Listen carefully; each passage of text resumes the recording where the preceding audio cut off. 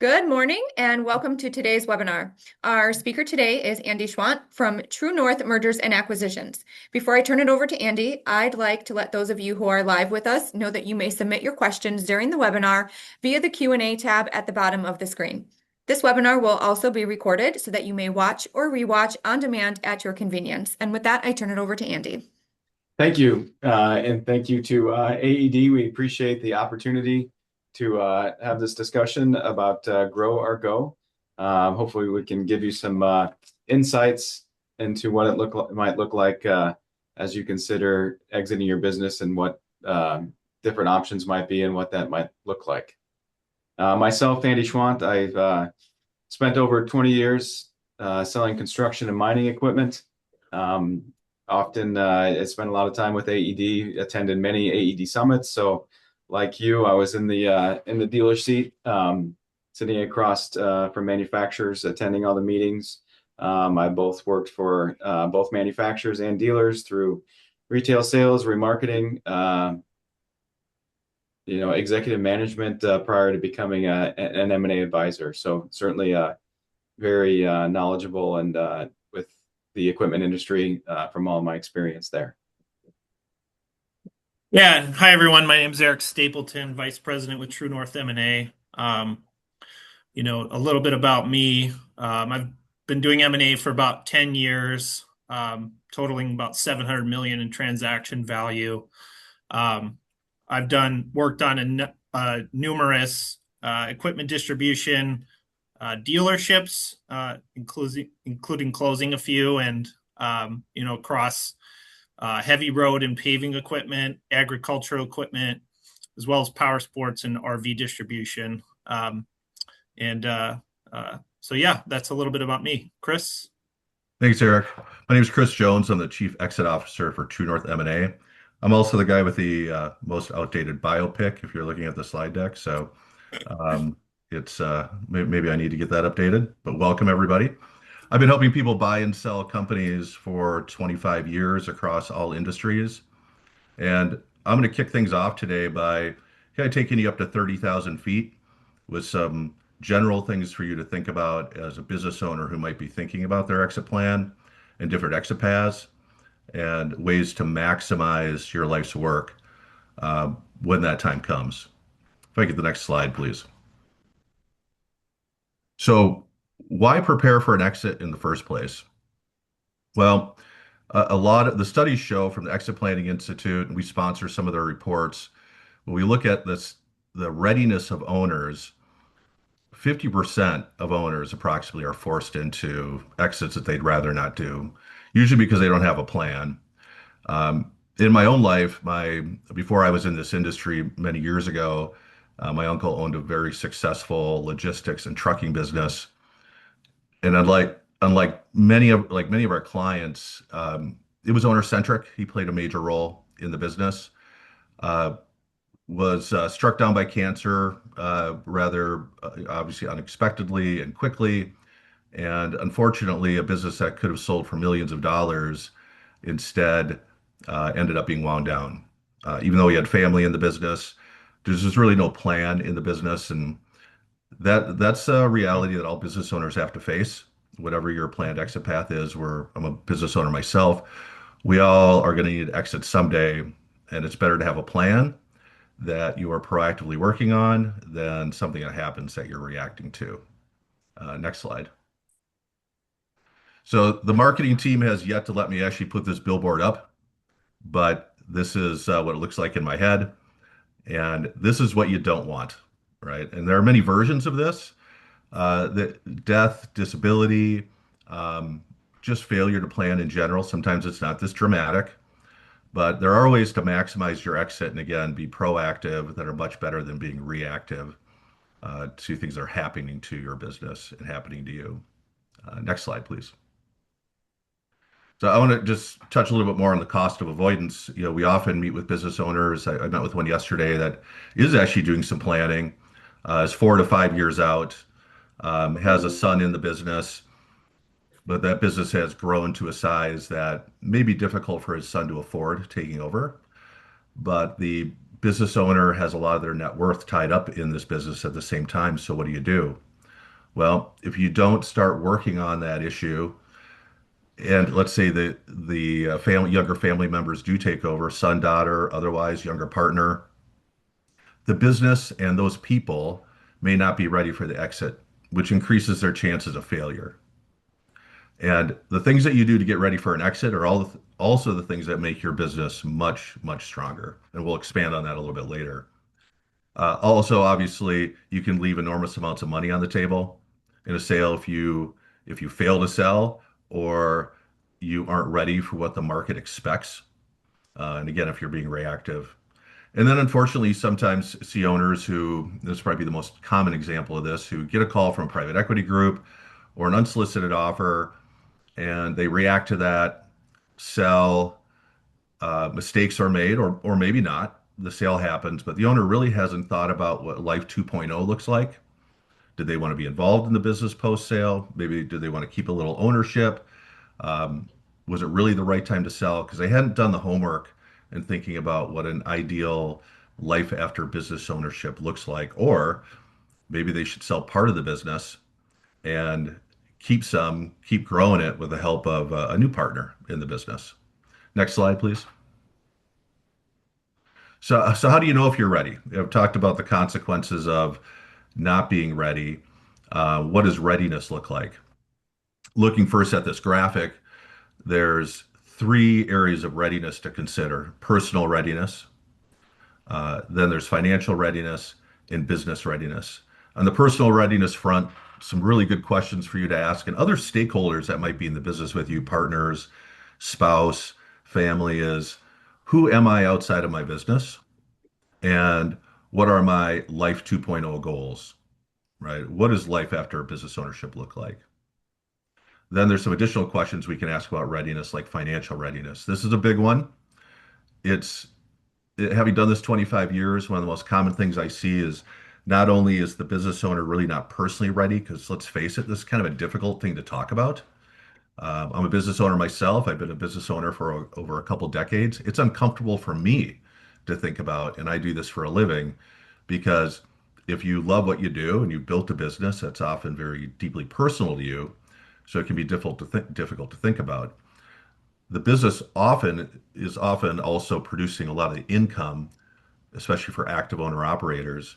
So it's not uncommon for us to sit down with someone with a business that has afforded them a very nice lifestyle, is paying them nice returns and dividends, and has built a lot of wealth for them. And now they have to think about, well, what kind of financial event or financial liquidity do I need in a sale to fuel Life 2.0? And more importantly, and this is one that's often missed, is what are the net after-tax proceeds? Right, so obviously price is important, but what are you going to net in a sale? I was meeting with an owner yesterday who had, not to get too technical, but had converted their business from a C corp to an S corp, and that has a 5-year tail issue when you're selling your business with some significant tax consequences. So he's doing that because he's being proactive to let that tail play out. But many business owners are surprised to find out what the tax consequences are because they've never done the homework to find that out. Maybe they've explored price, but they haven't gone deep into, are they really financially ready? And is there a wealth gap that they need to close on the likely sale and net of their business versus what they need? And then, as you might imagine, business readiness. Do you really understand how buyers look at your business in the marketplace? Are you able to look at your business and its risk factors to see how it'll be perceived by different buyers in the marketplace as an investment? And are you prepared to have a process that helps you maximize results, again, versus letting the market, if you will, the business for sale or business buyer market happen to your business? Do you really understand the right way to go approach the market and control the narrative of your business and make sure your business is exit ready when you do so? So there's some key questions to consider on the readiness front. Next slide, please. Okay. So one of the biggest questions we get from business owners is, what is my business worth?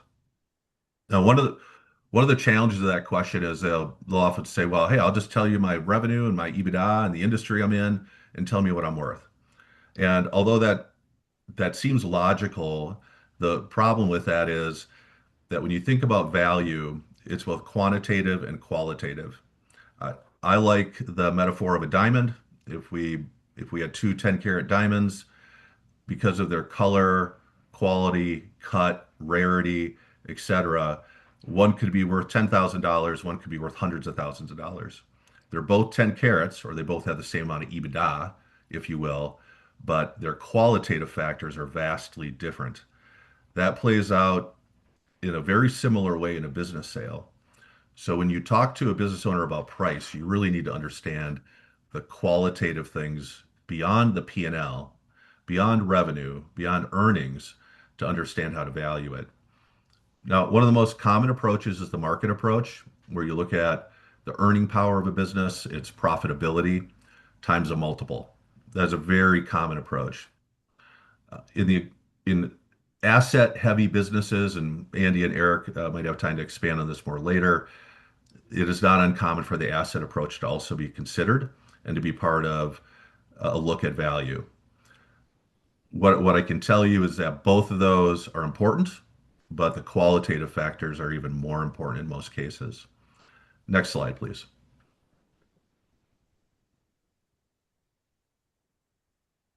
So I mentioned EBITDA, and we're going to share with you one of the simplest EBITDA calcs that you're ever going to see. You're never going to see an EBITDA calc that's quite this clean. I know the screen looks like it might be a little blurry, but it's coming in here. So we see this business. There we go. This business, this theoretical business, is generating 2 million in net income, right, on their P&L or tax return. They have interest expense we've added back. So we have earnings, we're added back interest of 200,000, depreciation of 600,000 to get, before any further adjustments, an EBITDA number of 2.8 million. In this example, we're not saying this is the multiple for your industry. We'll touch on multiples later, but in this example, you can see we're applying a 4-time multiple of that EBITDA for a total enterprise value of 11,200,000. Now, the lesson of this slide is this: the market is going to look at EBITDA. Buyers want a return, right? They are going to look at all those qualitative factors as well. But what type of EBITDA or earning power does your business have? How likely are those earnings to continue in the future? What kind of revenue visibility does your business have? And then there'll often be additional adjustments made here where an owner might be paying themselves more than market. They might be running certain benefits to the business. There might be certain one-time expenses or one-time revenue that need to be normalized. And the precision of these adjustments is really important, because if you go into a transaction with a buyer and there's a disagreement about whether the adjusted EBITDA number is accurate, it will come back to bite you later in the transaction. So this is an area where it is very useful to have a professional look at EBITDA or adjusted EBITDA and make sure it's been normalized properly and it's captured a defensible EBITDA number. Next slide, please. Now, big warning on the slide, because one of the most common questions we get is, what is my business worth? We do share multiples. There's a lot of different sources of multiples of EBITDA out there. And the thing I just want to caution you against is the flaw of averages. You may have heard the law of averages. This is the flaw of averages. The numbers we're about to share with you are averages. And because you can't see the granular info behind each of these data points, when you look at, say, manufacturing on the top line, and then multiples of different tranches of EBITDA levels, if you go over to 1 million plus in EBITDA and you see that 6-time multiple, well, within that data set could be companies selling for 4 or 5x, and those that might have sold for 7 or 8x times EBITDA.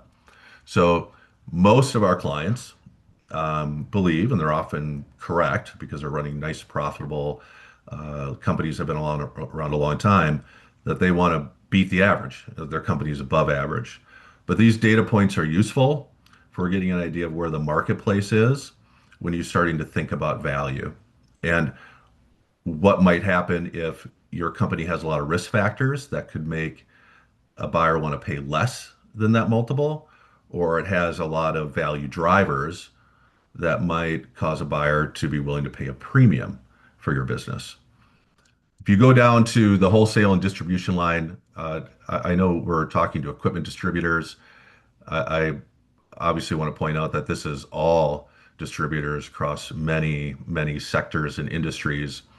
But one of the things you'll notice in distribution, and you'll notice in virtually every industry you see here, is a size premium. So when we look at businesses in distribution under a million in EBITDA, you'll see they're averaging a 4-time multiple. Now look at the jump when you go up to companies that are generating over a million up to 4.9 million in EBITDA. They're getting 50% more. They're getting a 6-time multiple of their earnings, right? Why is that? It's called the size premium, but what it really is a quality premium. Companies that have grown to that next level have had to develop management teams. They've had to uh, de-risk their business. They've had to attack their customer concentrations. They've had to figure out how to grow. They've had to figure out how to diversify their customer base. So yes, size matters, but it's really the qualitative things that have happened to drive that that really drive those multiples. And if you look across distribution, you can see that they continue to climb as EBITDA levels go up from 4 to 6 to 7 to 8 to 10 and a half to 10 plus, depending on your EBITDA level. And you'll see that across virtually every industry. Next slide, please. Now, this is my favorite slide to talk to clients about and also to present on. Process plays an enormous role, again, a proactive process or going on offense plays an enormous role in the results that most companies get when they look at an exit. And in this case, we're looking at an actual sale of a business and the results of the different offers that they received. We call this process the quiet auction process. And what it's designed to do is really get an owner away from unsolicited offers, reactive approach. Let me go down the path with one buyer and see what happens and play the lottery. And instead, create a process that is very methodical, where we put together the company's story beyond its financials, again, the qualitative factors. So the financial story plus the growth story of the business and why its future is bright. And then we take a highly targeted approach through our process to reach out to different buyers that we think will see the most value in the business. And what this case study slide shows you is what kind of results that drives. These numbers are all in millions, but the blue bar, the dark blue bar, represents the initial offers that we received from buyers that we'd approached on behalf of this client. And the initial offers range, as you can see, from 63 million up to 115 million. And if you do the quick math, that's 2x better result from lowest to highest, right? Same company, same growth story, same financial model, same EBITDA results. All these buyers had the same info, but there are certain buyers who saw more value in the business than others. And because businesses are a unique asset, that makes a lot of sense. The other thing we do with the quiet auction process is it's really a two-stage negotiation process. And not to get too technical or throw too many acronyms at you, but the first is called an IOI, or indication of interest. We're asking buyers to say, again, their first offer, initial offer. Then those that we deem it makes sense, we will provide them with additional information, and then usually 2 to 3 weeks later, ask these parties to submit their final and best offers.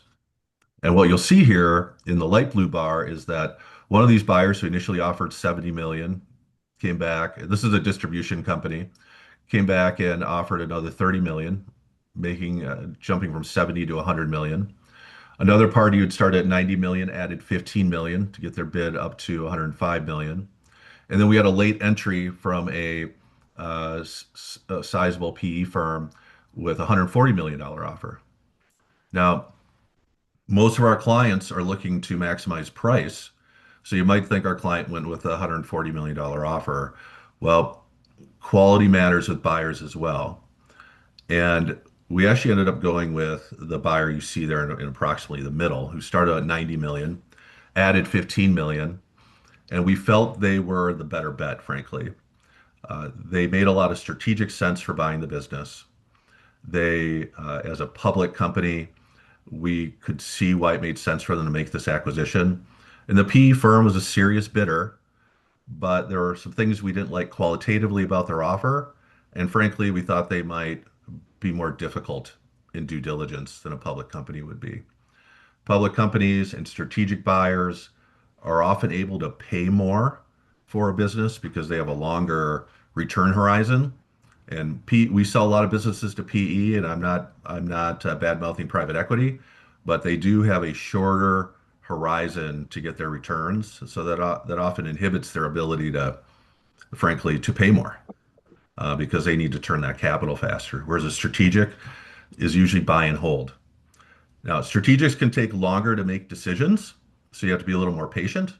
But if you are, you can see the results of this. And in this case, we actually went back to this buyer, this public strategic company, and said, "Look, our client really likes you the best. You're not the best offer. You went from 90 to 105 million. They'd really prefer to sell to you. What can you do to set yourself apart? Because there's still a significant gap between you and the best offer." As you can see here on this chart, they added another 15 million to their offer, bringing us to a sale price that eventually closed at 120 million. Now, before we leave the slide, just one other thing I want to say about the power of the quiet auction process is by doing this, if we had an issue with the buyer we selected in due diligence, we didn't outside the typical issues, but if they had left the process for some reason, right? If they changed their mind or they put pressure on the price or wanted to retrade the business, we now knew who our other buyers were and we knew what they were willing to pay. So we knew that we could pivot to that $140 million offer or $115 million offer as our next best if we had issues with the offer we first accepted. And that creates leverage. This whole process creates leverage for a business owner who's executing an exit versus, again, letting it happen to you. You're on the offense. Next slide, please. One other big impact that I kind of alluded to in the prior slide on price and process and success when you exit is the buyer type. Now, if you imagine your business is in the middle of these concentric circles, that dot right in the middle, that's your company. What we typically find is that your direct competitors that are adjacent to you geographically or the very same types of products, you're competing for the same customers, and buying you would maybe not add a lot of new accretive customers for them or capabilities. They might be a quote unquote good buyer, meaning they're motivated, they'd like to buy you, but that doesn't mean they're going to give you a good price, right? They're trying to take you out as a competitor, and they probably want your customers and certain employees. Maybe they don't need your brand. Maybe there's certain capabilities that are redundant. So therefore, it's logical for them to discount for those reasons. Whether they admit they're doing it or not, it's logical for them to see value in just part of your business.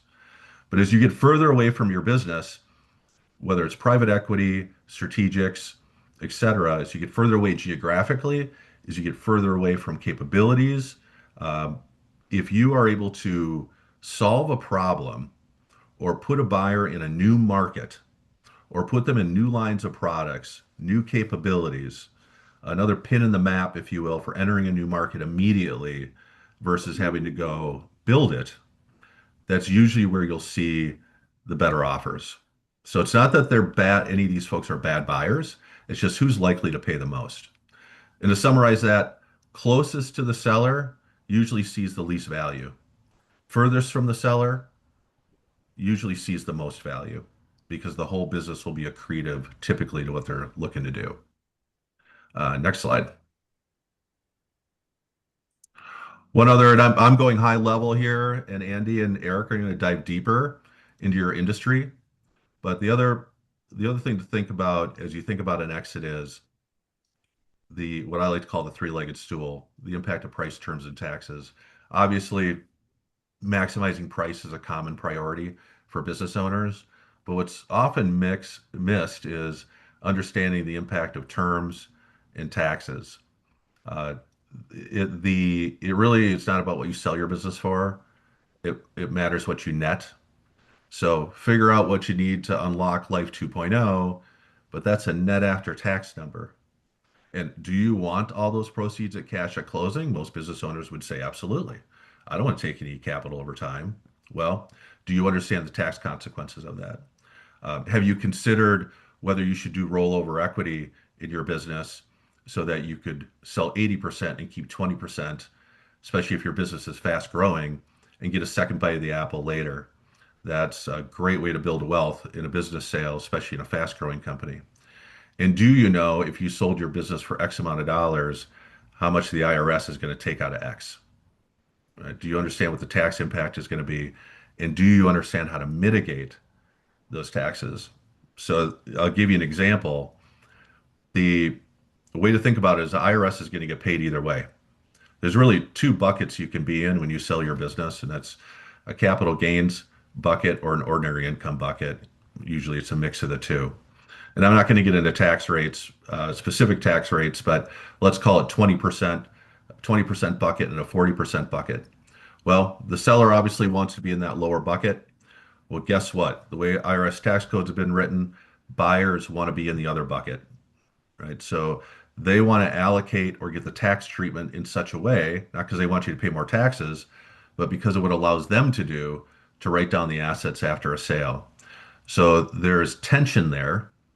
And again, on the theme of being proactive, when you go to market, if you can be proactive on your price and the tax treatment you want, as you're getting offers, if you go back to the quiet auction, you can actually negotiate tax treatment in many cases that are seller favorable in a way that if you do a less formal approach or a less process driven approach, that often happens. You might see an owner go out, start talking to a buyer. They enter a letter of intent. They agree on a sale price. They're going to go into due diligence, but tax allocation hasn't been addressed. And I can't tell you the number of deals I've over the last 25 years I've seen blow up because that wasn't addressed until just before closing. And ownership on the seller side just really didn't understand what their tax bill was going to be far enough in advance. And the price they thought was going to work ended up not working. So my advice to any of you as a business owner myself is before you accept any offer, better before you ever go to market, understand what kind of net after tax you need for Life 2.0, begin with the end in mind, and then engineer it back, right? What do I need the sale price to be? What do I need the tax allocation to be to make that work for me? One other quick thing on terms before I hand it off to these guys is another common mistake is what's included in the price and what's excluded, right? Let's take inventory. How much, when you get your price offer, how much inventory is included? If that inventory number changes substantially between now and close, what happens to the price? And there's a lot of thought that needs to go into that to make it make sense for a seller and buyer. But that's also another common one, included and excluded assets or net working capital that often blows up deals. Next slide. All right. Great. I'll hand it off to Andy and Erik. Great. Thanks, Chris. So Andy and I are going to get into, now that Chris has talked more about the general factors that influence value that applies across industries, we're going to get into a little bit more specifically to equipment distribution and answer questions around, get a sense of what is my company worth on a more specific basis and what are the things that matter to buyers. So the first area we're going to address here is the valuation multiples within equipment distribution, more specifically. So we previously looked at distribution more broadly. This is more specific to equipment distribution based on your EBITDA. And again, earnings before interest, taxes, depreciation, and amortization, which is a proxy for cash flow.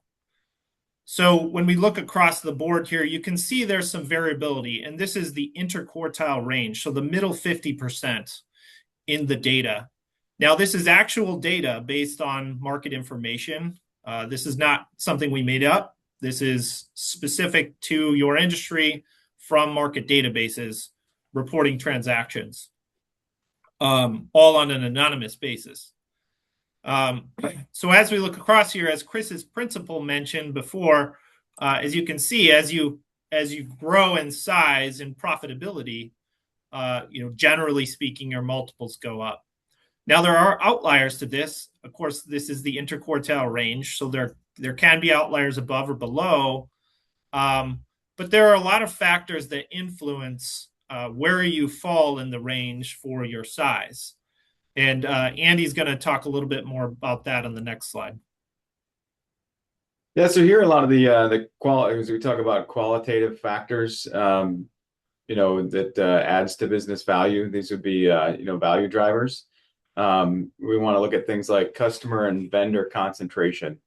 On the low side, your top 3 customers, vendors, greater than 50% of your revenue. That adds more risk to a buyer. And certainly banks are also very interested in this when they look at funding a deal.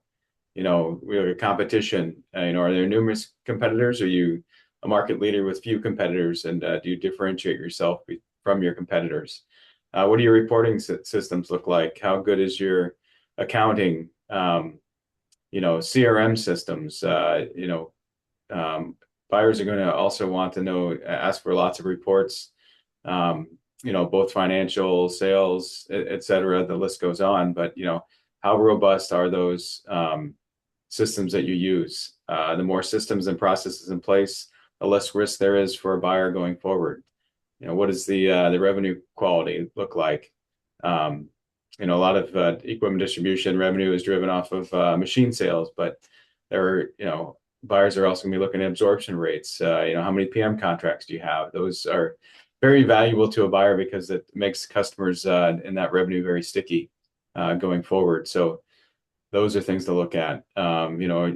Earnings and revenue growing, decreasing, flat.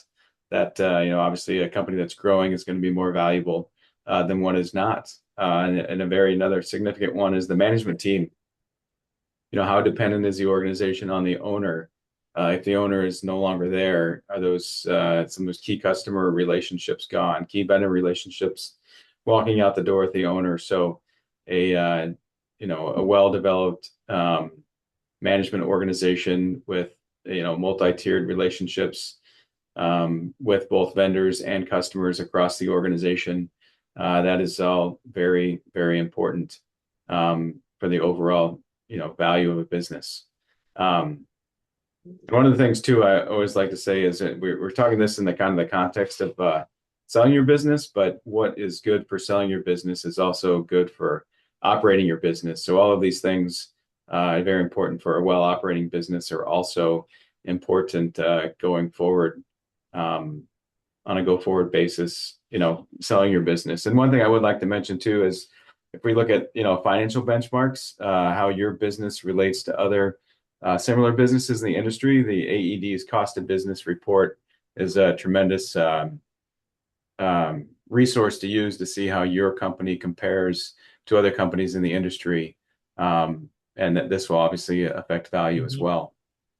I'd like to kind of reiterate what Chris was talking about maximizing value and fit by running a process.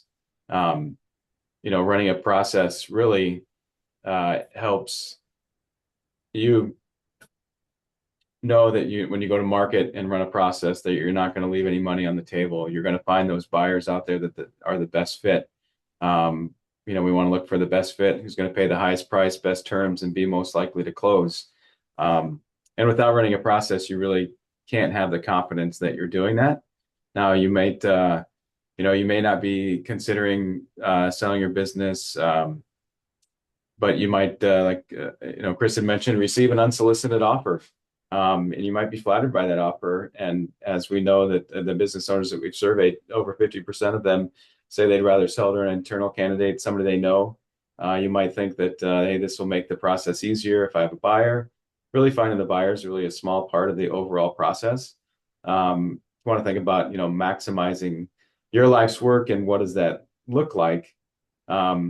if we go back to this case study, the one that paid the highest price, they were financing with a questionable debt strategy.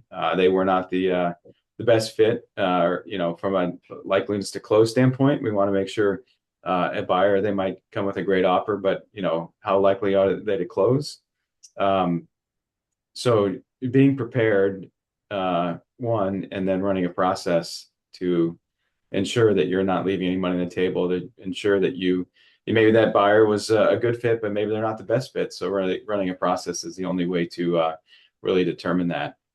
And I think I'd like to, as we talk about the value drivers and that, just kind of reiterating a point too that Chris had mentioned, that this isn't just for selling your business to a third party. This equipment distribution, often multi-generational family businesses. The plan is to transfer to the family member. Now, whether or not the business has grown to a point where that is unfeasible, based on financial goals, business goals, et cetera.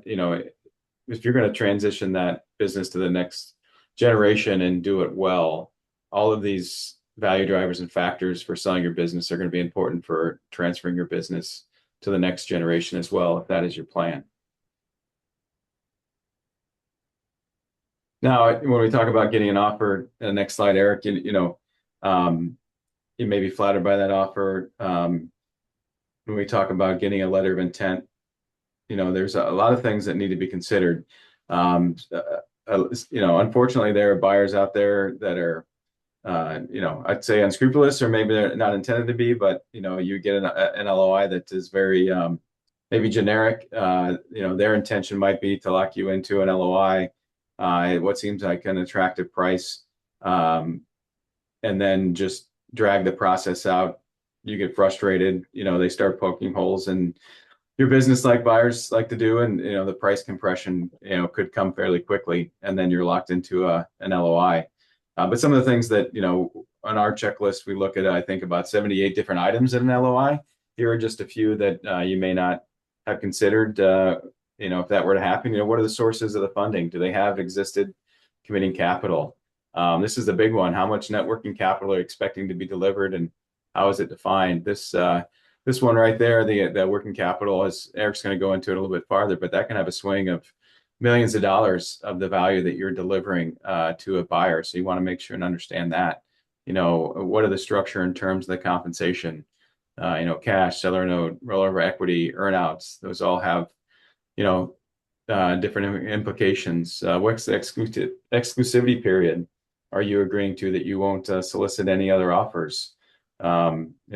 Survival term length of for general and fundamental reps and warranties, and all the details surrounding this. So there's many things to consider when that LOI comes in. And I think to be prepared for that moment, even if you're not considering going to market, that offer that comes in may be a great fit and may be the great time and all of those things. But you want to make sure to prepare for that moment, for all those value driver things that we talked about, and just operate your business as best as you can.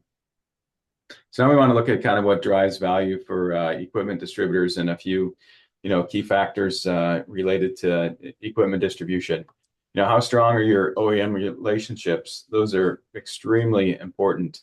A new buyer is going to be looking at that. As many of the contracts are going to be subject to change of control clauses and that.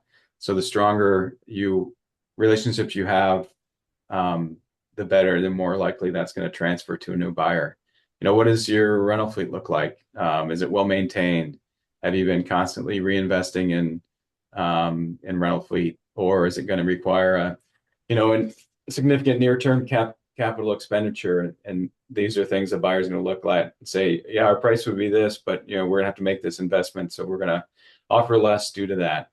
How long have you been in the market? Again, equipment distribution, many times second, third generation. You can't just recreate that overnight. So that and what is your reputation like in the market? Are you surveying your customers on a regular basis to understand how they perceive you and not just how you perceive yourself? Because oftentimes a buyer is going to come in and want to have those survey your customers to get a sense of how they feel about you in the market. So that's all very important. what's the synergistic opportunities, you know, even if it's a strategic buyer that's looking to grow geographically or maybe in new and diverse product lines, how is that going to be a strategic play for their business? It might be, if we talk about a private equity or financial buyer, it could be a platform company, whereas the first kind of company that they're buying in this space, or maybe it's an add-on. They already own additional companies and they're looking to add them on together to grow their current portfolio. What's the absorption rate? Do you have high absorption rates? Your recurring revenue from profit from parts and service, as a percentage of your overhead expenses. What does that look like? Buyers are going to be more interested in higher absorption rates. Certainly, if this ties back into your vendor relationships, but if you have, if those manufacturers have had a long tenure in the market, and what's the installed base look like, for those recurring revenue streams in the future? And then again, buyers are always looking at what's the opportunity for future growth. So this is all very important, and all these things that we've talked about again, they're good for operating your business. So all those things that you're focusing on now to improve your business are going to be good for exiting your business in the future. Great. Thanks, Andy. And I think a question that a lot of sellers have is, what is exactly that I need to deliver with the business? What's the expectation in the marketplace when a buyer bids on my company? So the first of those is that transactions are typically cash-free, debt-free.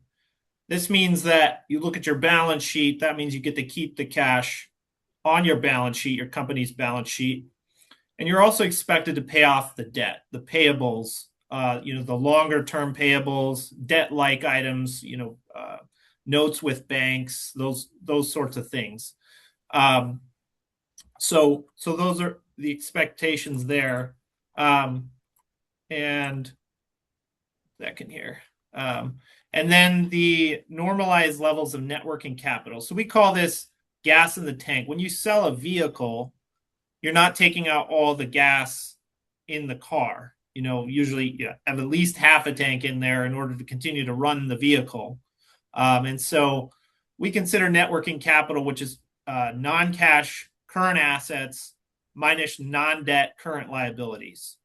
And so when you look at your balance sheet, current means under 1 year in duration. So accounts receivable are typically under 1 year. Accounts payable is typically under 1 year. Inventory you're typically not holding for longer than a year. Those are sort of the items that are included in that. And what you'll do is, that can fluctuate from month to month, the amount of net working capital in your business. So what is typically done is an average of the last 12 months is most common in the marketplace. Typically, you're looking at 12-month average of your net working capital in sort of determining what you're going to need to deliver with the business. In asset-heavy businesses like equipment distribution, this number can be very significant. If you're a services business, as a counterexample, this number may be fairly immaterial in terms of the transaction. But this type of business, it's very important to have a strong understanding of how net working capital is calculated and how to best navigate that in the transaction process. And then finally, the expectation for sellers is to deliver the operating assets. So if you have, let's say, sales trucks that are essential to, or sales vehicles that are essential to selling, your salesmen to get around and do their jobs.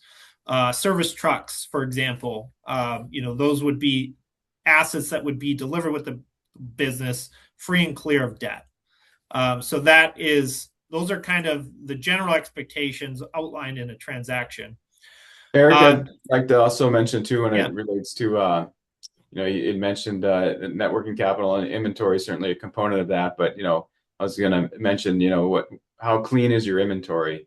Do you have aged inventory that's obsolete, parts inventory? you have, used equipment that's hanging around a little too long and gotten long in the tooth and is overvalued. Buyers are not going to want to pay for those items or want to pay, market value. So it's also very important to keep your inventory clean, just as a part of ongoing, business operations. Mm-hmm. Yeah, absolutely. Looking across so there, when you look across M&A transactions as well, there are many commonalities in terms of how businesses are valued.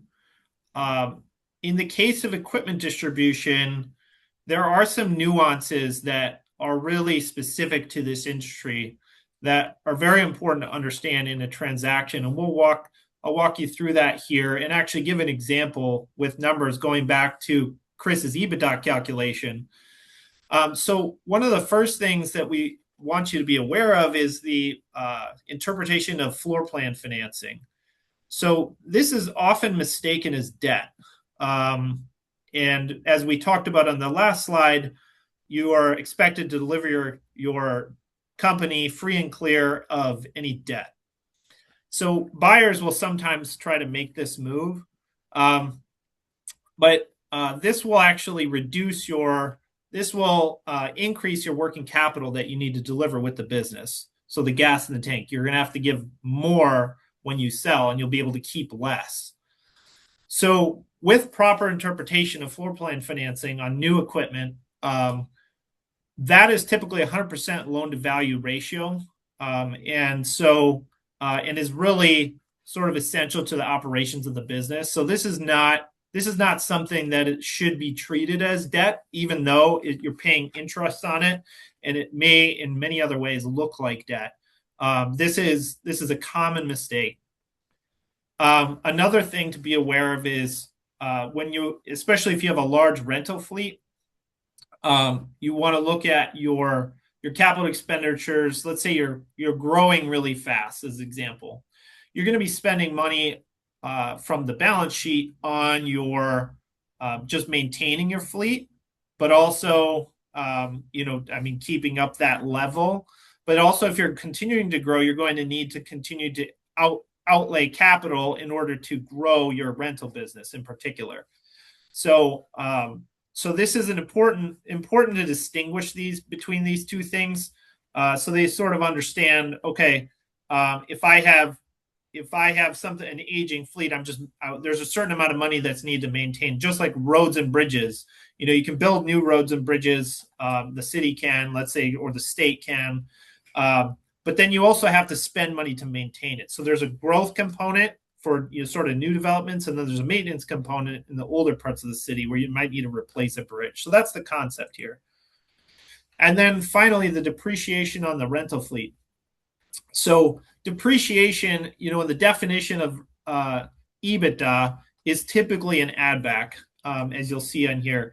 But this is not so much the case with rental fleet, because it's sort of in ordinary course or operating cash flows of the business. So the rental equipment depreciation is really considered more of a cost of goods sold rather than a sort of an investing depreciation or regular asset depreciation. So when we look across this in the example that Chris previously showed, calculating an EBITDA, so this is augmented with with the red text here. You'll see as an example here, the new OEM finance floor plan interest has actually lowered EBITDA because some component that you're paying interest on, which you can't add back in order to get to an EBITDA calculation. The same thing is true on depreciation. If there's a component of your business that the depreciation is related to rental equipment, that's really more of a standard operating cost rather than something that's an investing cash flow. So that's something that would also not be added back when calculating EBITDA. So instead of 2.8 million, we're looking at 2.4. And this is just important to understand sort of what to expect going into a transaction, which overall reduces versus how a typical EBITDA calculation is done. This reducing it by about 1.6 million in this case when you take the 4 times multiplier. Now, the other component to this, the offset to the interest, is actually the offset to the interest is actually the net working capital. So if you'll see in this image, we've got about $6.9 million as an example here in the adjusted net working capital. Now, this does not include floor plan financing in this calculation. And so when you actually add that in, you can see, oh, look, there's another $1.1 million that I actually get to keep as a business owner because that is not properly defined as debt. So the cash I get to keep that I get to pull out of the business is $1.1 million higher, even though it cost me $1 million in $100,000 in EBITDA. I'm getting to keep 1.1 million back in the net working capital. So they offset each other somewhat, but you come out ahead in terms of the amount of money that you get to keep when you're defining net working capital properly. So that's really an example of some of the nuances that we can help you with when you're considering selling your business. And I'll hand it over to Andy here. Yeah, thanks, Eric. Well, I hope everybody's enjoyed our presentation on Grow or Go. These are some very important things to hopefully help you consider your options as you think about your exit. And yeah, we're always open in the future too to answer any questions that you may have regarding this. Our whole goal is to help you consider your options, see where your personal, business, and financial goals intersect, and how we might be able to help you maximize your life's work. So I didn't see any questions that have come up through the presentation, but we'd be happy to answer any of those now. Yeah, Andy, I don't see anything in there, but if anybody does have any questions, they can reach out to you with your contact information on the screen. I want to thank you and the rest of the team for presenting today. Thank you to everybody who attended, and everyone have a great day. Thank you. Thank you, everyone.